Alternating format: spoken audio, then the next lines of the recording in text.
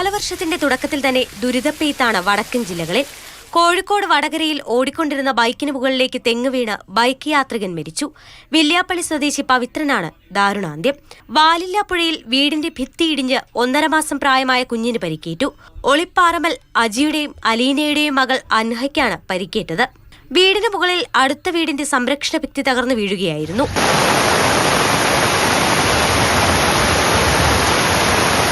പുലർച്ചെ മുതൽ കോഴിക്കോടിന്റെ മലയോര പ്രദേശങ്ങളിൽ കനത്ത മഴയാണ്. തൊട്ടിൽപ്പാലത്ത് കുറ്റ്യാടിപ്പുഴയുടെ കൈവഴിയായ കരിങ്ങാട് തോടിന്റെ തീരമിടിഞ്ഞു.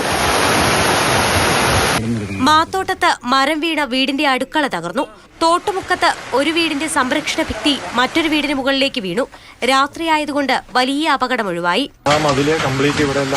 ഇങ്ങോട്ട് വീണ് കിടക്കാൻ നമ്മളിവിടെ മതിൽ കെട്ടിയിട്ടുണ്ട്. ആ മതിലും പൊളിഞ്ഞാണ് ഇങ്ങോട്ട് വീണ് കിടക്കുന്നത്. കണ്ണൂർ ആലക്കോട് പഞ്ചായത്തിൽ കനത്ത മഴയിൽ 2 വീടുകൾ തകർന്നു.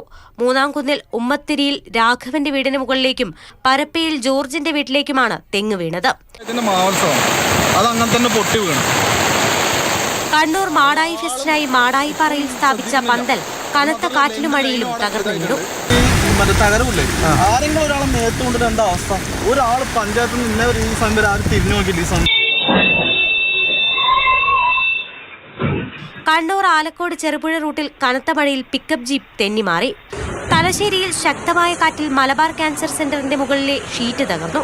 ആശുപത്രിക്കുള്ളിലേക്ക് കോൺക്രീറ്റ് അവശിഷ്ടവും ചളിയും വീണു. വയനാട് കൽപ്പറ്റ ബൈപ്പാസിൽ മരം വീണതിന് പിന്നാലെ ഗതാഗത തടസ്സമുണ്ടായി. കേണിച്ചിറയിൽ മരക്കൊമ്പ് പൊട്ടിവീണ വിദ്യാർത്ഥിനിക്ക് പരിക്കേറ്റു.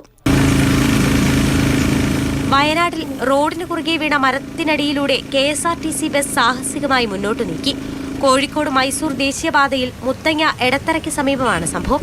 സമീപത്തെ ഇലക്ട്രിക് പോസ്റ്റ് റോഡിന് കുറുകെ വീണ് കിടക്കുന്നുണ്ടായിരുന്നു.